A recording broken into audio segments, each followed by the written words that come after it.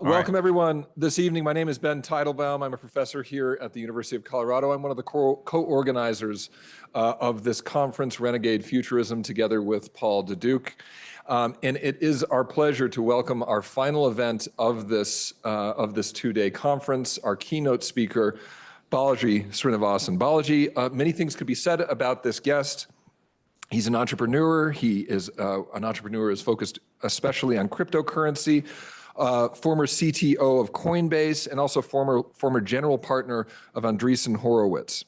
But the reason we're most interested in speaking to Balaji today has to do with a book that he wrote, The Network State, How to Start a New Country, as well as a movement that encompasses now a school and also multiple sites throughout the world.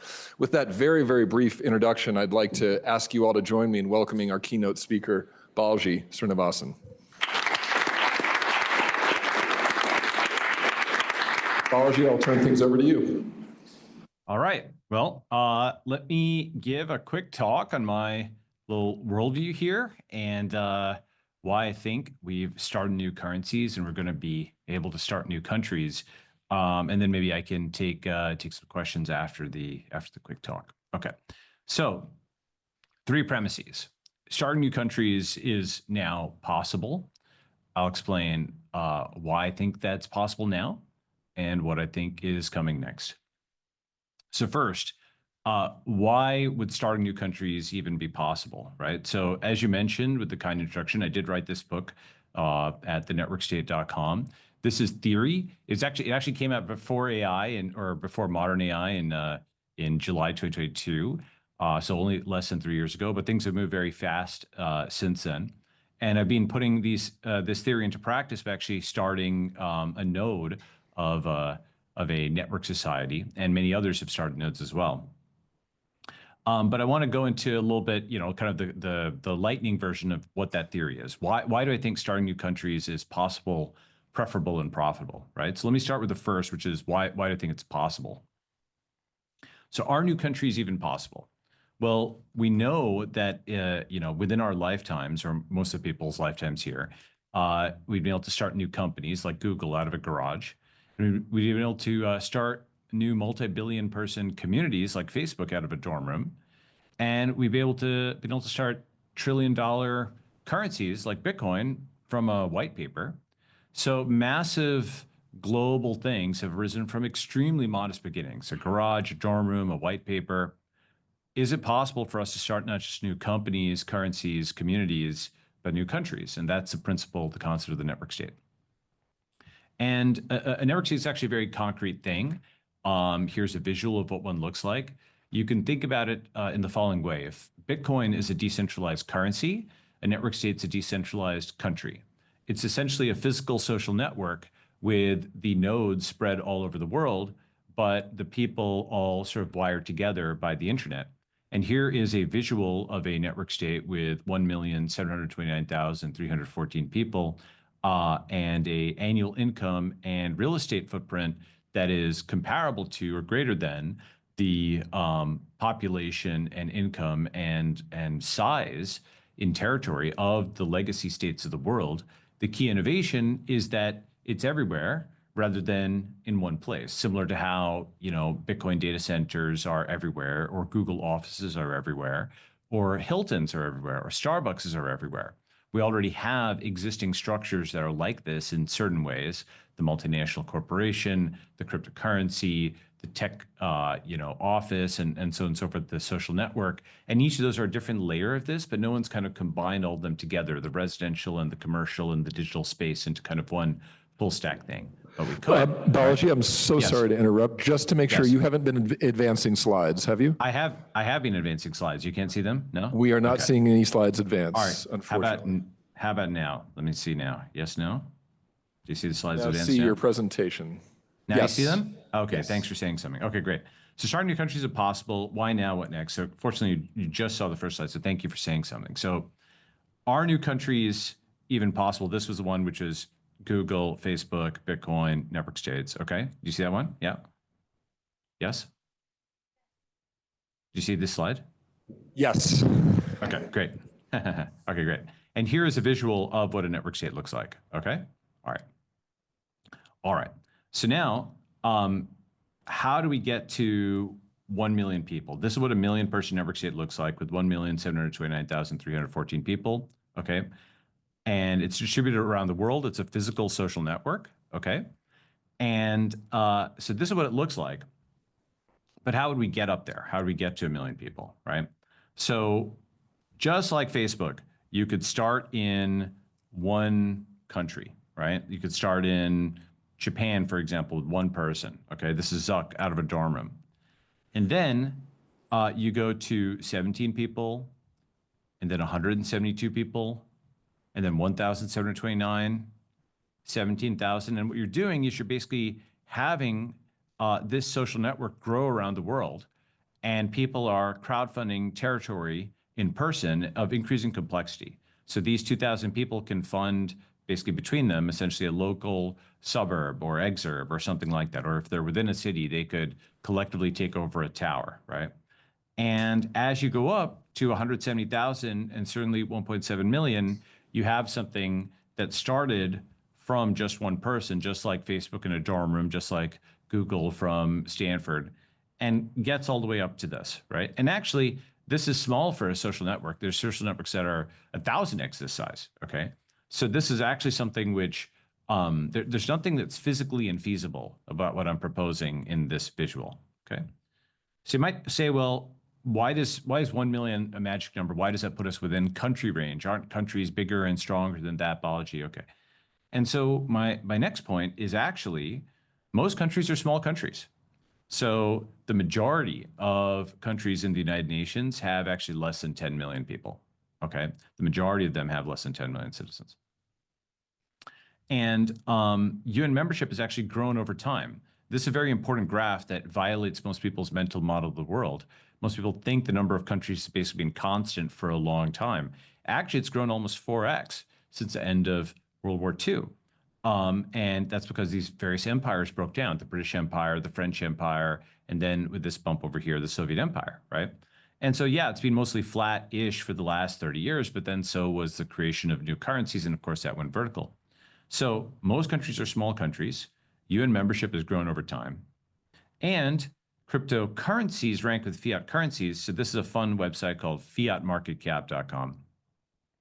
And these cryptocurrencies are now at a scale that ranks with fiat currencies, right? And so the reason this is interesting is, you know, if you look here at this point of the screenshot, Bitcoin was in between the Turkish lira and the Chilean peso. It's bigger than that now, right? If you put these principles together, let me see if I can zoom in also a little bit more. All right, it's fine. Could crypto countries rank with fiat countries? Okay, so if you take this table of the countries of the world, the UN members of the world, right? And they're ranked by their population. You could also rank them by their real estate or something else. Could you have a network state rank with the nations of the world between Latvia and Bahrain with 1,729,314 people, just like Bitcoin, a cryptocurrency ranked with the countries of the world? Could a network state, a crypto country, rank with the nations of the world, right? I think you could. And this is between two countries that are very much real countries that are at the UN, that have flags, and, you know, they're at the Olympics and so on and so forth. And, you know, one other thing here, you'll notice that I've put this as one of the fastest growing, if not the fastest growing country in the world, because the network state can grow by immigration and reproduction. So you have a leaderboard here, and so all these type A personalities want to rank on the leaderboard, so might have very high fertility rate as well, right? There we go. We solved the fertility problem too. Okay. And and this actually, the leaderboard here maps the dashboard I previously showed. And there's a bunch of things that go into this. For example, in crypto, there's a concept called proof of human. And so you can imagine that this number over here is the sum of a bunch of 0, 1 proofs of human, and you do like 1 million of them, and you're establishing each one of these as an individual, like Vitalik.eth or Raj.sol. There's basically crypto usernames that you can use to prove someone's an actual human. So you can't just claim a number. Many different technical tools go into this, but at a high level, this is how you'd conduct a census and a map that shows that you actually do have this scale of population. So this is a mechanism for how you could build a population, income, and real estate footprint that ranks with existing, let's call them fiat countries, right? And then once you've got that, as you get that, with sufficient traction, you can get diplomatic recognition. And why do I say that? Well, we know that, for example,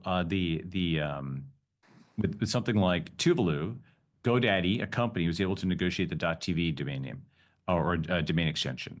We know that Nevada did a deal with Tesla, so a company did a deal for this Gigafactory. We know that El Salvador did, in a sense, a deal with Bitcoin, a cryptocurrency. And there's many more deals like this, like .co for Colombia and Amazon HQ2, and many countries obviously have done things with Ethereum DAOs, and there's a DAO law also within the U.S. at Wyoming. So the point is, the land is already negotiating with the cloud. The land, meaning the states, the cities, already thinks about internet companies, internet currencies as being something that is of a scale that they would ink deals with. We already see sovereigns ink these kinds of deals. So it's not too much of a stretch to think that a crypto community that has sufficient capital and real estate and, importantly, social clout, as well as dual citizens in a sense, where, for example, there are Bitcoin Americans and Bitcoin El Salvadorans, just like there are Catholic Americans, right? That's something where there's like a cloud thing, which is sort of your religion or your network. And then there's a state thing, which is like your nationality. These are like sort of dual things, right? The land is already negotiating with the cloud, and I think it's not too much of a stretch to think that a crypto community could negotiate, for example, a special economic zone or a peninsula or an island or something along those lines with a capital investment and friendly enough relations with one of the almost 200 sovereign entities around the world. And of course, it doesn't even have to be like at the level of a country. It could be at the level of a city or a county, and you don't need full sovereignty. Even just being able to build your own roads at like a town level, like an incorporated town within the US, could work. And many countries actually have a mechanism for turning bare land into towns, including the US, right? Okay. So that's why I think starting new countries is possible, preferable, and profitable. And importantly, this is an incremental, peaceful way that just leverages the existing tech stack we have with the internet. It's using, chat, and it's using crowdfunding, it's using crypto and video conferencing and all the things we've built over the last 20-something years. It's not the paths of winning a revolution or winning a war. It's not the paths of space travel or even seasteading. It's basically, in a sense, it's not virtual reality either. It's physical reality, but it's pragmatic reality, right? Okay. So that's why I think it's possible. Why do I think it's preferable?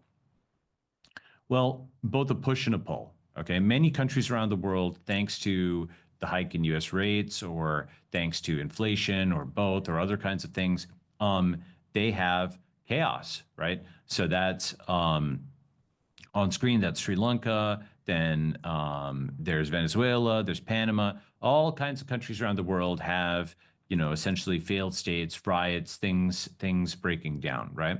And so powerless people, they will still often have the internet. The internet is built to resist a nuclear attack. So even in the middle of a riot, people have these smartphones, which are cheap and incredibly robust, and they can then post a video when they get back to a 5G network. So the internet stays up when society goes down. So powerless people still have the internet, and they have an alternative to failed states. And on the other side, you have the power user, the ambitious person. They now have an alternative in the form of being able to build frontier societies, because since the origins of humanity, we've sought out new frontiers, from moving out of Africa to the Statue of Liberty to planting the flag on the moon, right? And this is the crypto coalition as well. It's the powerless and the power user. It's a person who's hanging on to a bank account with their fingers like this, and it's a person who's redefining what a bank account even is, right? That's a crypto coalition. The person in the middle who just thinks everything is fine, and they're like, a Canadian and their card works for them. They think they don't need crypto. And then they become, let's say, a Canadian trucker, and then they're, unbanked or deplatformed. And then they might need crypto after all, right? And so the more like stable and middle class and so on your world is, if you like your country, you can keep it. Lol. Okay. If you know the reference. Then you're fine. But if you're powerless or a power user, you might want to pioneer, right? That's why it's preferable. It's preferable not for everybody, for those two groups. And last and least, not least, but why is it profitable? Now, this is another form of saying possible. It's just saying economically possible, economically feasible. So here's a fun chart of the annual revenue per user of the nation states, social networks, and network states of the world. Okay. And so on this axis is the number of people, and on this axis is the annual revenue per user per capita or per capita. And so this, for example, these are the social networks over here. That's Meta, that's WeChat, TikTok, LinkedIn, Snapchat, Sina Weibo, which is like Chinese Twitter or X, Yelp. And these social networks have between 100 million or more than a billion people, and they make on the order of tens of dollars per person per year. So let's say this is a log scale on both axes. So let's say it's $30 per person per year, and 3 billion people, $90 billion per year. Pretty good. The scale is enormous, right? But the monetization per person is not that high. Okay. Then you've got the small nation states over here, like Estonia, Singapore, and so on. And these have less than 10 million-ish people, maybe 1 to 10 million. But their revenue per user in the form of tax revenue each year is very high, right? Like tens of thousands of dollars per person per year, right? And then you have the two superpowers, the US and China. And it's sort of gratifying to have a chart where they're kind of almost Pareto optimal. And these have very high scale and very high monetization per person. And that's why they're kind of, in conflict. And the network states would start out like over here. They'd have, much smaller populations, like, 1 to 10 million. Their monetization per person per year might be in the 1,000, maybe 10,000-ish range if they go above. But there's no upper bound. They can get very large, and they could have high monetization per person if you're taking over essentially all the functions of something that someone's doing each year. You're taking over the rent, or you provide a job for them, and so on and so forth. And this is what I call the new SaaS, society as a service. Okay. All right. So that's why I think starting new countries is possible, but why now and what next? Okay. So why now? Because history is running in reverse. Okay. So first, let me explain what I mean by that, right? And I'll give a bunch of qualitative examples. So lots of things are happening where there's an event that happened in the past and then it's happening today, but in the opposite or mirror image order. For example, back then in 1890, the Western frontier closed, but in 1991, the internet frontier opened, right? Back then we had Spanish flu and that was heavily censored. And then today we had COVID-19 and that was heavily covered, right? Back then we had the captains of industry, the robber barons, so to speak. And today we have the tech founders, okay, which are both functions of the frontier. The closing of the frontier led to the end of the robber barons, and the opening of the frontier led to the tech zillionaires. Back then, the journalists beat the founders and ushered in the regulatory state. Today, the founders are really beating the journos, and the regulatory state may be ending. Back then, you had the New York Times teaming up with Stalinist Russia versus Ukraine. And today you have the New York Times teaming up with Ukraine versus Russia. Back then, you had actually in America that shipped goods to China. This is this amazing cartoon in the late 1890s that shows Uncle Sam laden with goods and China as the passive market with a stereotypical portrayal of a Chinese person. And it's like, wanted, 400,000 bridges, engines, cars, right? And Uncle Sam is portrayed as a goods manufacturer because they were at that time, and China just a passive market. Today, of course, famously, it's the other way around. And China ships goods to America. Back then, you had Russia being the senior partner to China, and here's Stalin and Mao. Today, China is a senior partner to Russia. Back then, you had a British ancestry man running India, and today you had an Indian ancestry man running Britain, right? And so basically, we're seeing history running in reverse qualitatively, but it's also happening quantitatively. Fundamentally, one of the most important graphs in the world is this graph, which shows that the geocenter of the world, this is from McKinsey, but the data is from a historian that's collected this. The geocenter of the world used to be economically in Eurasia, meaning if you averaged where China and India and the Middle East and Europe were, and of course you have to extrapolate where the capitals were. These weren't unified entities at that time, right? But roughly speaking, the economic center of gravity of the world used to be roughly here in Eurasia. And then after the Industrial Revolution, it rocketed out to Europe. And after World War II, you had peak Westernization, peak centralization. America was at the peak and the rest of the world was bombed out and Europe was bombed out and so on and so forth. And since then, since this period of 1950 to 1991, the world has rocketed back towards Asia, because it's more capitalist now. It's not naively communist. It's not socialist in India and so on. Vietnam is leveled up. All these countries are leveled up, and so this was thousands of years. This was hundreds of years, and this is happening now in tens of years, right? So most GDP is now in Asia. So this is a U curve, history running in reverse, right? You see that for tax rates. Okay, so roughly speaking, that's a U curve for marginal tax rates, where you had peak centralization mid-century and 90% marginal tax rates in America. You see this, people complain about this. They say, oh my God, executive income is increasing. And, but while there's quote income inequality, there's less power inequality, because now you have many CEOs, founders, things like this, who have comparable distribution and resources to heads of state, right?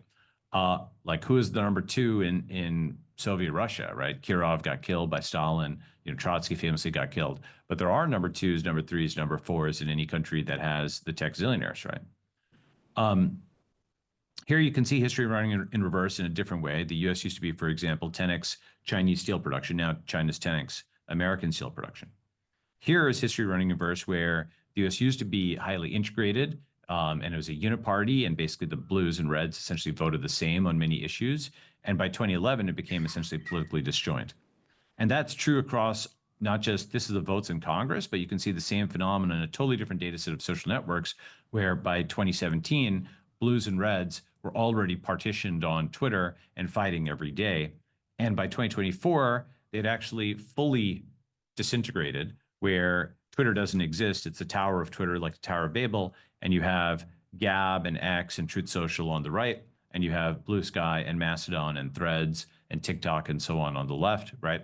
So this is the digital secession. It's already happened. After 2020, millions of Republicans basically digitally seceded from the commons. After 2024, tens of millions of Democrats digitally seceded to places like Blue Sky or Threads. And so the US has already come apart mentally, and all that remains is for that to be printed out in the physical world. Just like, you make a document and then you print it out in the physical world, or you order a Uber and then it gets printed out to your door, or you click something on Amazon and it arrives. You do something in the digital world first. These societies are forming in the digital world first. They don't talk to each other. They don't trade with each other. Democrats and Republicans don't even marry each other. And then that's going to get printed out into the physical world with important consequences. So that means we're going to see new countries, because the US is basically ideologically, spiritually disintegrating in this way. And this is a multi-decade trend. It's not just the internet. This was happening. This trend was even before the internet. You can see it coming even before 2011 with a time series. And the reason we're going to see new countries is, if you remember this graph, which showed the number of new countries rising, it was due, as I mentioned, to the breakdown of the British Empire. So all these new countries came, and then the French Empire. And then this big bump over here is due to the breakdown of the Soviet Empire. And but if you go backwards in time, if you go before 1950, if you say, what did this curve look like before 1950?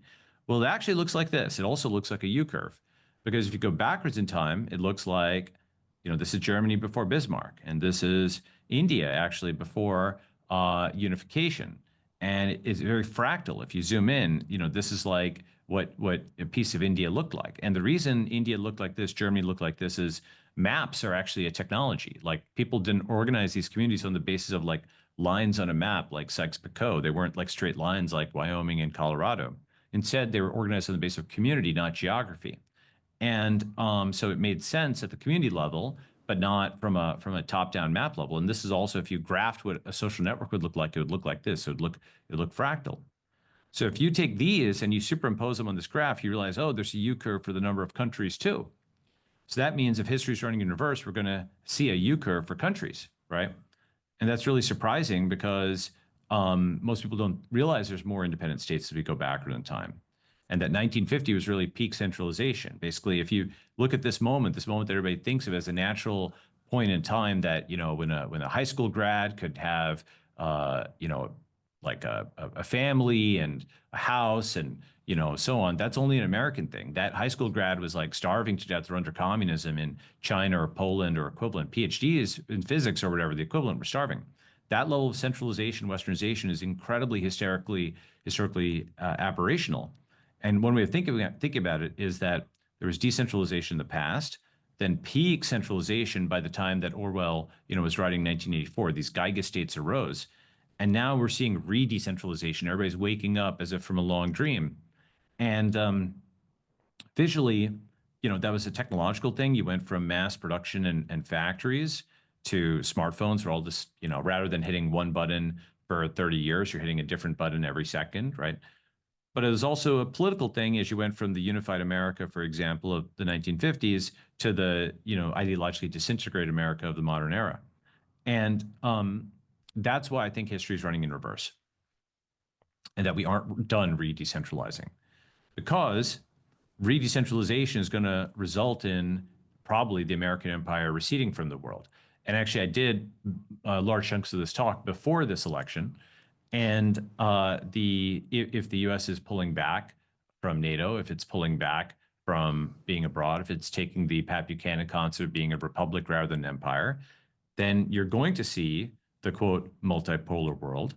And that may actually be chaos with lots of new, jurisdictions arising. And in fact, there's a guy who lived through something very similar, the president of Kazakhstan. And he said, if the right of nations to self-determination was realized in reality on the entire globe, over 600 states would emerge instead of 193. Of course, that would be chaos, because he lived through something like this, which was the breakdown of the USSR. But this is going to be perhaps an even more global thing. And so maybe he's right, but maybe we can forge order out of chaos if we at least know it's coming. And maybe that's what's next, right? I'm not saying any of this is desirable. It'd be nice to have the 1990s forever. I liked that period in time, at least for the West. But if it's coming, what's next? Well, there's a book called Foundation about how somebody sees the Galactic Empire breaking down, and they build a school on the 10,000 galactic kilometers away to try to shorten the duration of collapse and rebuild the empire. That's what I've done. I built something I call Network School. And I built it in Singapore, or in the Singapore Johor Special Economic Zone. That's where I am right now. And I'm literally right here. And basically, we're putting this into practice with a Sharp Society, the Bootstrap Sharp Societies, and we're holding a conference on this, and we've got a school. And so it's still early, of course, but we've started new companies, new communities, new currencies. Maybe let's give new countries a try. So thank you very much.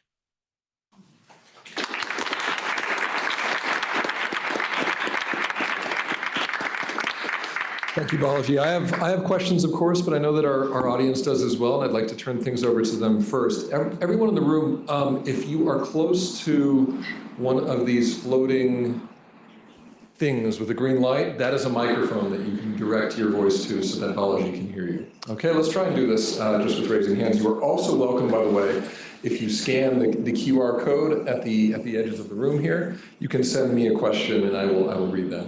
Let's start with Adina, please. Thanks, Ben, and thank you, Balaji, for this really rousing talk. I was interested in your invocation of seasteading, because I often hear these kind of lumped into the same category of like libertarian exit movements, and I wonder if you could articulate some lessons that the contemporary network state or network school movement has drawn from the challenges that seasteading encountered. Sure. So, first is, I would actually say, I've got a whole other talk on why I think democracy is necessary, democracy is valuable. And so I wouldn't even characterize what we're doing as really libertarian, that's one certain point of contact. I think, like Lee Kuan Yew, I'm a pragmatist and I draw from, democracy, from capitalism, from libertarian thought, from progressive thought, and so on and so forth. Sort of like, UFC, mixed martial arts, right? Sometimes the different tools for different things, and also there's different ethical schools of thought. So that's just like one sort of, point I'd make. But on seasteading particularly, I actually think seasteading already, in a sense, exists. It's called cruise ships. And so thousands of people actually do live on the high seas, frankly, in luxury. And so that shows it's possible to do so. And you don't need to design entirely new structures. You could start with cruise ships, retrofit them, park them, and so on. And cruise ships are an interesting type of network school or network state or startup society node. The only thing is the activation cost, you'd need to get around 1,000 people to coordinate over the internet to kind of do one of them.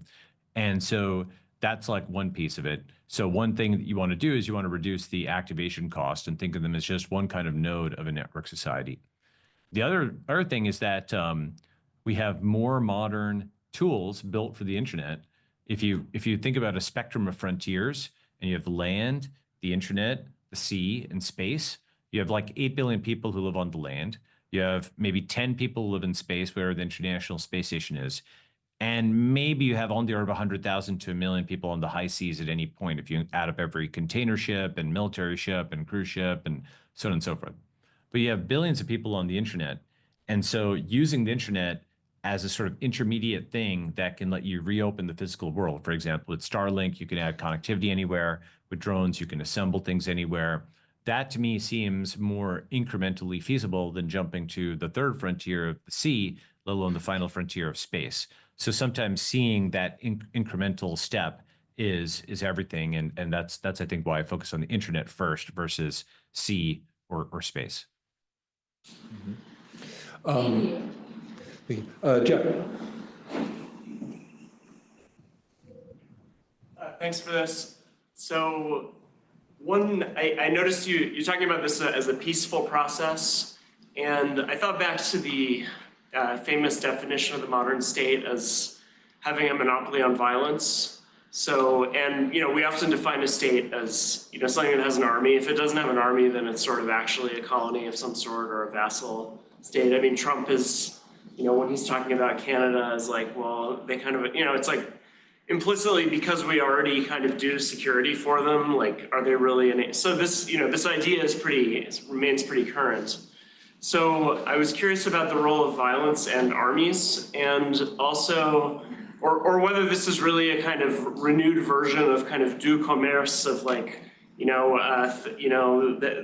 sort of globalization creed that, this kind of ultimately kind of commercialized choice will bring about peace on a global scale. And then the second point was, one way to imagine your proposal, and I mean, I've read the book, and I find it very fascinating to think about.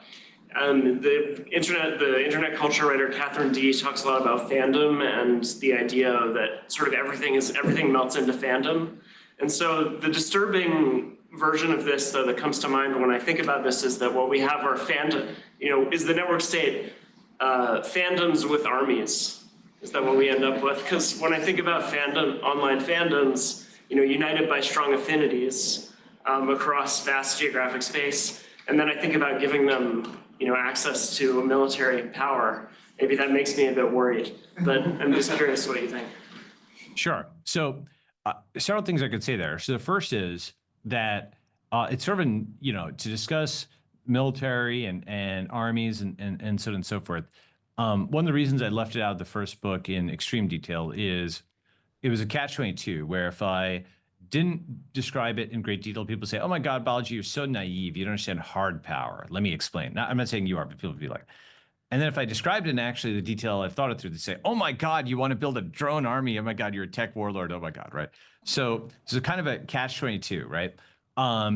But one thing I'll say about that is that Google and Facebook, and especially Bitcoin and cryptocurrency, have gotten to massive scale without firing a shot, because the internet actually is an innovation in reducing the gains from violence, at least violence of a kind that, like the West is used to, like big armies moving across borders and so on and so forth. You can't invade Bitcoin, right? It's meant to be hard to invade. You can't nuke Bitcoin. The internet is a defensive structure. You can think of it like the Great Wall of China. There's really only two societies, arguably, that take the internet really seriously, and those are China, which has the Great Firewall, and crypto, which has the blockchain. Those are defensive structures on the internet, right? So when you have innovations in defense or offense, that changes the topology of states, the topology of societies, how they're formed, and the internet and the blockchain are at that scale where you can actually change how contracts are enforced. They're enforced with a computer, property rights, algorithmic monetary policy, identity that's issued not with a card, but with cryptography. And so there's an internet first lens on the world. It's kind of a portmanteau of like America first or mobile first, which is something people say in tech, but an internet first lens on the world that says actually the digital plane is primary, the physical is secondary, and you can't invade a social network. You can't bomb it. You might not even be able to see it if it's encrypted. Like without the right AR glasses, you wouldn't even be able to tell that this unmarked building has a floating NFT outside that delineates it as part of this secret society. You could have something that's encrypted in physical space, and you wouldn't even be able to know that another person was part of another community unless you had the right glasses with the right NFT. And so defensive structures have changed through the internet. You have invisibility, you have agility, you have cryptography, you have all these things which make it hard for centralized countries to invade. And that will change the literal geography of what we think even a state is. If you look at those fractal communities that I showed, how would you invade something like that, right? And another way of thinking about it is the internet radically increases the value of archipelagos. There's a duck-billed platypus equivalent that survives to the present day. It's called San Marino. It's actually a little statelet within Italy. And it's a piece of the past that is still in the present that shows what the past actually was. It was these individual city-states. But one way of thinking about it is just like we went from physical gold to fiat and now digital gold, which is a version 3.0 that has some of the attributes of both. We're going from city-states to nation-states to network states. And the network state has attributes of both city-state and nation-state. It has the smallness, agility of a city-state, but has the scale of a nation-state, and it's harder to invade than either of these because it's decentralized and globally distributed. It's more like invading a religion, right?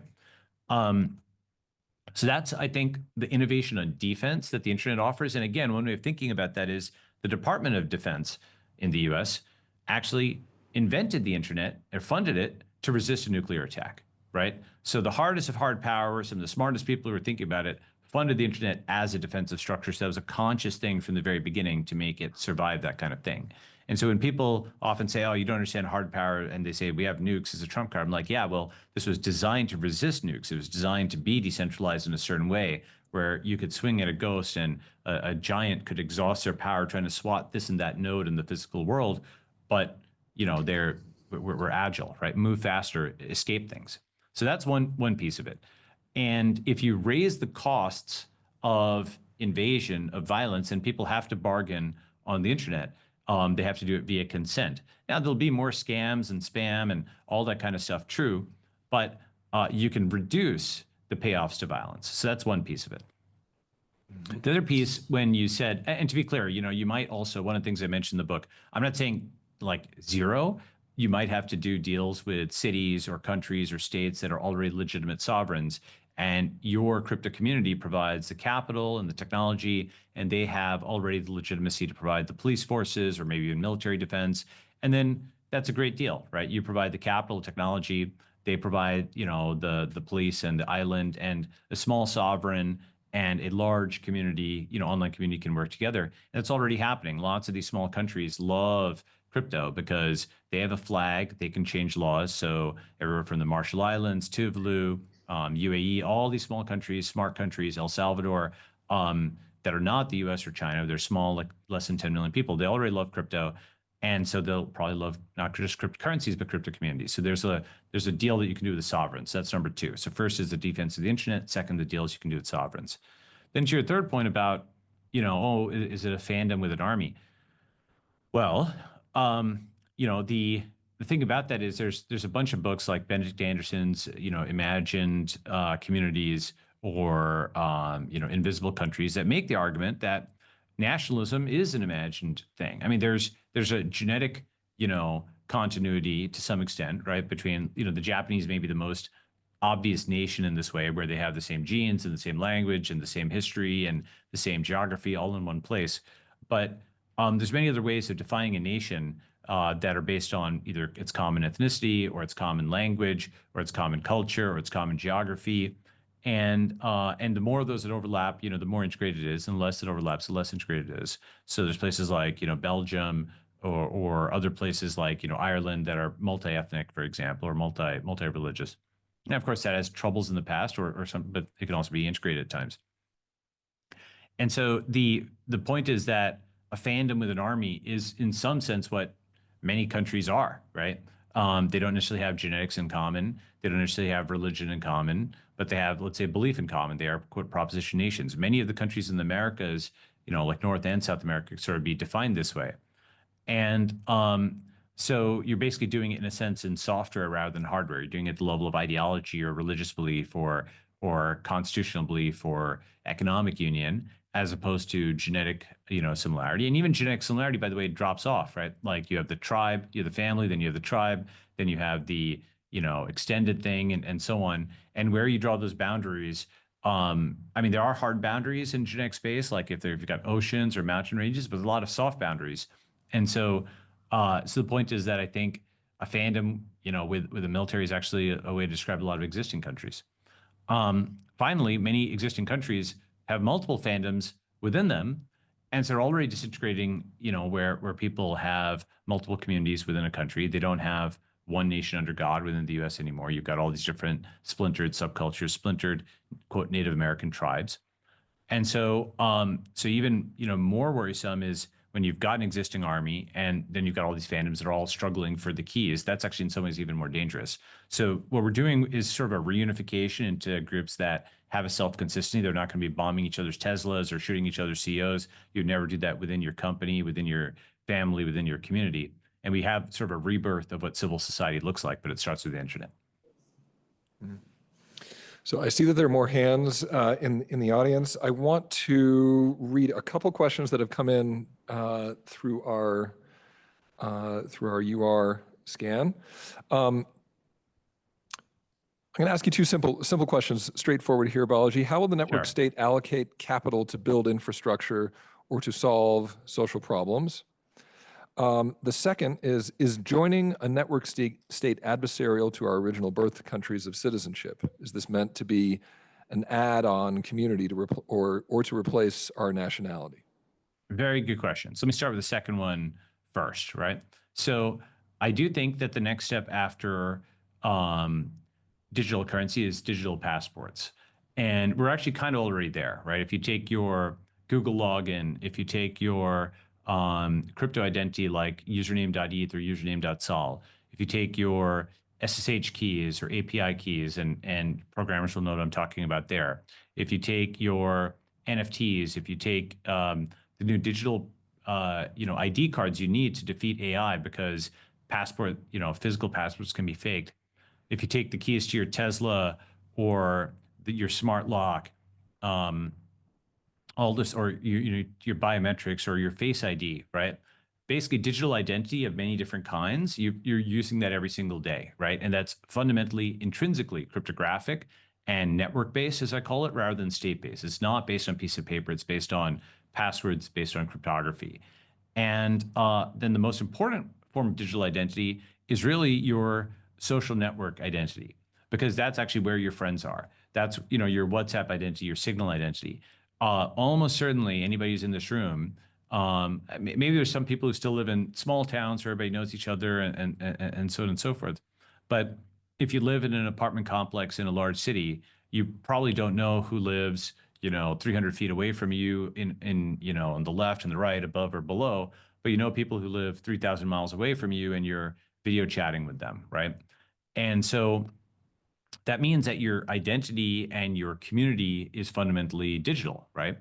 And so that's what I call an internet first lens on the world, right? The Orwell thing about how it takes a huge effort to see what is in front of one's own face, that a fish can't see water. What you do every day is when you wake up, maybe you salute the flag, but you'll certainly check your phone. So you're definitely internet first. It's the first thing you look at. That's where your currency is. That's where your community is. All your transactions are there. All your communications are there. So the digital identity is already becoming primary. Being locked out of your Google account is worse for you than losing your driver's license or your passport in many ways. That's why kids, for example, they need a phone more than they need a driver's license, right? So the trends I'm describing or what I think is going to happen, is continuous with what has already happened at the scale of billions of people. And what I think is going to happen is that, in the 90s, you went from people just kind of being tourists and having eyeballs on the internet. In the 2000s, they were daily active users on social networks. By the 2010s, they became holders of cryptocurrencies. And by the late 2020s, I think they will become members of crypto communities. The society as a service, their crypto identity will be quite important to them, maybe the 2030s. And the reason for that is their fiat identities are breaking down. And for example, what is, if you try to define the function is _American without resorting to, documents, right? The the blue American, the red American will have very, very different definitions of what an American even is. They have totally different conceptions. And even within red America, are they heritage Americans? Is it everybody's an American who's based? Is everybody's an American other than, people who arrived after 1965? These are just frantic arguments you're seeing online because they can't even define who's a member of their set. And when they do this, it's similar to, Democrats saying that everybody who, like that democracy is equivalent to being Democrat.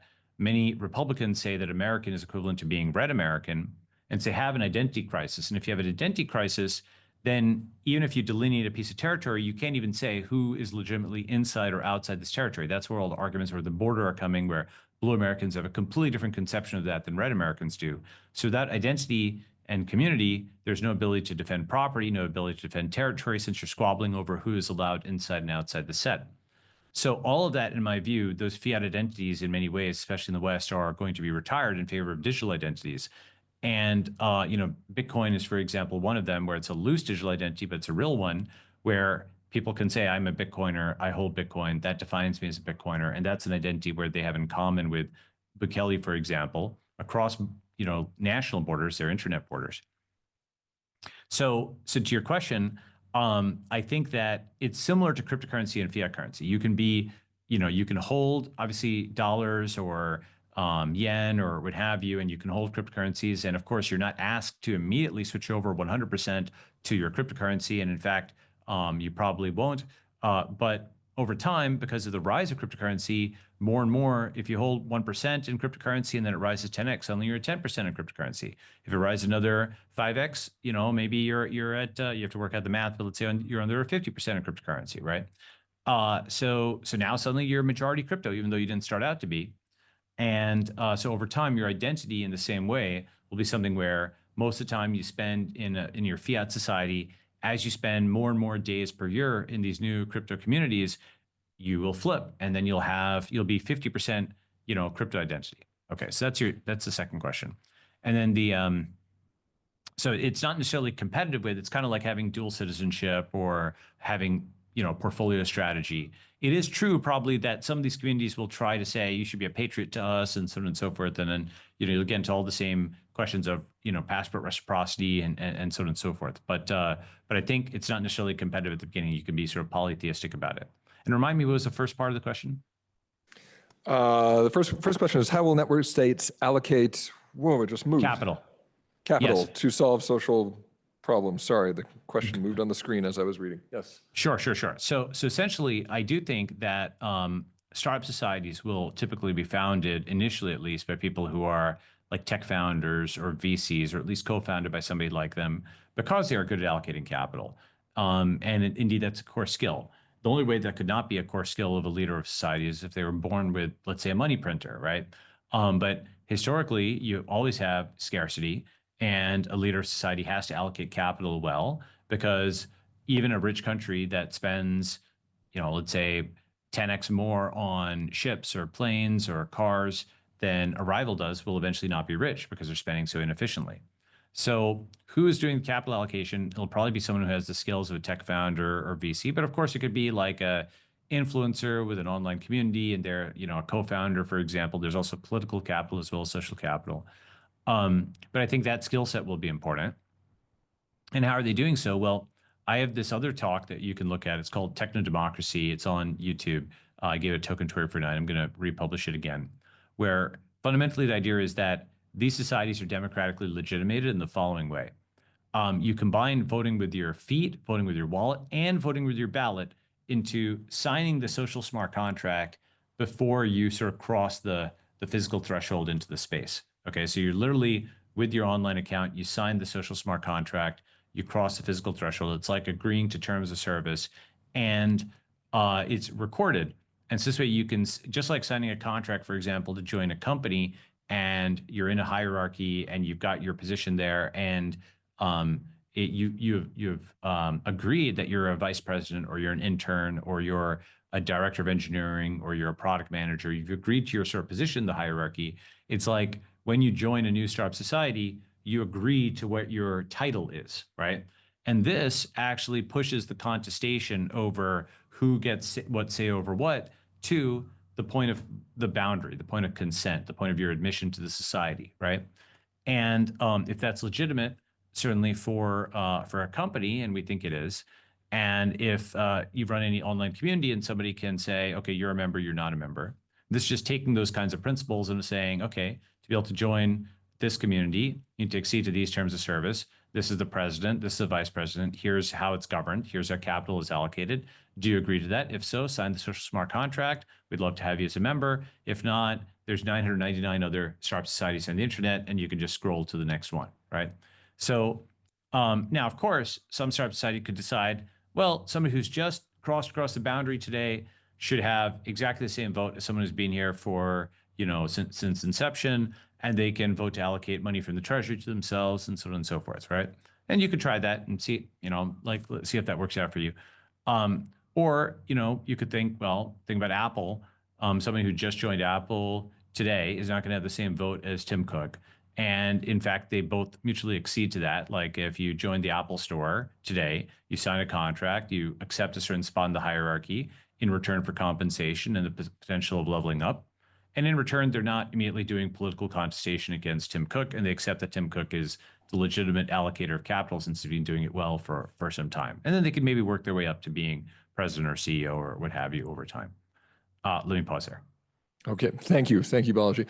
So there are lots of hands up here. There are lots of questions coming in online. We'll try to be, if we could, because we have 10 minutes remaining with Balaji, we'll try to be brief. Augustus, I'll try to be as concise as possible too, but your guys are giving me good questions, so. Appreciate that. Augustus, did you have your hand up? Yeah. Oh, and right next to you. It's right here. Oh, there's one. Great.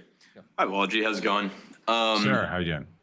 Blessed. So in your graph on previous decentralization, then centralization circa the 50s, and now re-decentralization, right? There's something implicit in that isn't captured, where by pulling out of NATO, the United States has de facto taken vassals that are part of the empire and liberated them, and those are now true polities. Do you think that there will be a flashpoint that facilitates that radical upward slope in new polities that your graph showed via network states or otherwise, like a 2028 January 6th that decomposes the American empire wholesale? Or will it be a more gradual acceptance with the network state in Singapore as precedent, and over the course of years, other people wanting to get on board? It's a great question. And the future is volatile, and I don't know. When Bitcoin came out, it was very hard to predict that El Salvador would adopt Bitcoin first, So what I would say is I do think that we're in the 1989 to 1991 period, and that it's like the end of the USSR and we're in the middle of it, and everybody doesn't fully understand that. And this is the end of the USSA in many ways. So just one thing, obviously, I think is of historical importance are the tariffs, because every country in the world was basically told that America thinks that, they're ripping off the US, and it's basically you could think of it as a trade embargo. You can think of it as, like almost a digital drone strike on every supply chain that transits through the US. It's like encircling the US and blockading itself. It's almost like the sanctions that are typically imposed on a state like North Korea or Iran were imposed on the US itself by the US. And the full consequence of that, Ryan Peterson, Molson Hart have talked about how a lot of these container ships, there's a 30-day lag from when the tariffs were imposed on April 9th, April 10th to May 10th, when you're going to start seeing shortages hit LA ports. And that shortage, will propagate out, and it won't easily be resolved right away because, but even if you shift the policy, it'll take another 30 days before the shortages are resolved. So you'll be into June before the shortages are resolved. And it won't even just be turning it back on again. There'll be a so-called bullwhip effect, very similar to what happened during COVID, where lots of, if you dunk somebody underwater for 30 days and then you give them a bunch of air, they're still dead. So a bunch of these companies that just got killed by the tariffs, importers, exporters, all these people who got hit by these crazy port fees, they're dying. So that's like a domestic thing. Then abroad, what is not really being covered that much, but it's important, is all kinds of countries are now sort of re-centralizing around China, like Malaysia, Vietnam, Cambodia, The EU is talking to China. All kinds of countries are re-centralizing around China, and China's saying, okay, free trade will continue, but China is the global logistics hub. So that is actually one of the biggest consequences of the tariffs is the U.S. is taking itself out of the center of global empire. Then the next thing that's going to happen, in my view, you're seeing France and others saying that they need to de-dollarize or the dollar is under threat. And this has been something since obviously the Russia sanctions, where this giant global superpower had its assets seized, and many countries felt that the U.S. could do that to them. And so de-dollarization kicked off in a big way really after that. And so many countries that already had these sort of dollar independence programs, that's certainly going to accelerate. You're seeing a very weak bid for bonds, for example. At the same time, U.S. stocks are down, foreign stocks are up. So de-dollarization is, in my view, underway. And then you're going to see, in my view, retaliatory tech tariffs, where even countries like Indonesia, even before this, were trying to get $1 billion of Apple for operating in the country. The EU wanted tech companies to do GDPR and build things on their soil. They have their own protectionism and nationalism and so on. That gets supercharged, where countries will say, hey, if you're going to tariff us on the land, we're going to tariff you on the cloud. We'll do tech tariffs. And so basically being a US-based tech company, you're suddenly it's going to hit huge headwinds, because these billion user bases are going to start getting taxed. And, the local companies, because there's a local version often of Gmail or Uber or what have you, those will start gaining ground. So I think what's going to happen is the US is going to have red, blue, and tech, or red, blue, and gray, all taking hits, where red is even more de-industrialized than it was, blue is more de-dollarized than it was, and tech is more de-technologized than it was, as the world is basically de-Americanizing. And why are they doing so? Because the US has told them to do so. They've said, don't trade with America, don't send tourism to America, don't send students to America, don't send skilled workers to America, don't invest in America, because if you do, then Delaware is uncertain, CEOs can get shot, your Teslas can get blown up, and on, and the laws can change in a day, and they can change back and forth, and so on and so forth, right? So we're in the middle of it, right? And what I think happens as a consequence is lots of things are going to get kicked into motion. It's hard to say. It's one of those things which is a lot of volatility. I do think that basically the more the dependence somebody has on the U.S. in the sense of being physically in the U.S., having money in the U.S., having companies in the U.S., having property in the U.S., all those things, like the more dependent you are on that, the more that's breaking up. Like Delaware was considered so stable, that's breaking up. The dollar was considered stable, that's breaking up. Rule of law, like the tariffs violated so many WTO things that the U.S. itself had set up, that's breaking down. And you have these BLM mobs blocking highways. You have all of this. You have crazy instability with people arresting each other every few years and saying nobody's above the law, and everybody's mirroring each other's language on this. And you already have the ideological separation, where you're at the point of Democrats not marrying Republicans. So that hub of the world, in my view, is just coming apart, and I think there's going to be a lot of shouting and a lot of shooting. And I can't predict exactly how. I know it sounds bad. Sorry. I'm just saying, calling it as I see it. I certainly wish this wasn't the case. Go ahead. I think we have time for one more question. I'm going to try to combine a couple here that all pertain to the potential illiberal connotations of the network state. So one of them is, how do you reconcile with peers like Curtis Yarvin, who embrace the network state idea, but openly call for the collapse of the legacy state, especially given the current US political context? Second question, I think I would summarize like this. You've written elsewhere a sort of a justifying slogan for the network state is that it would be geographically decentralized, but ideologically aligned.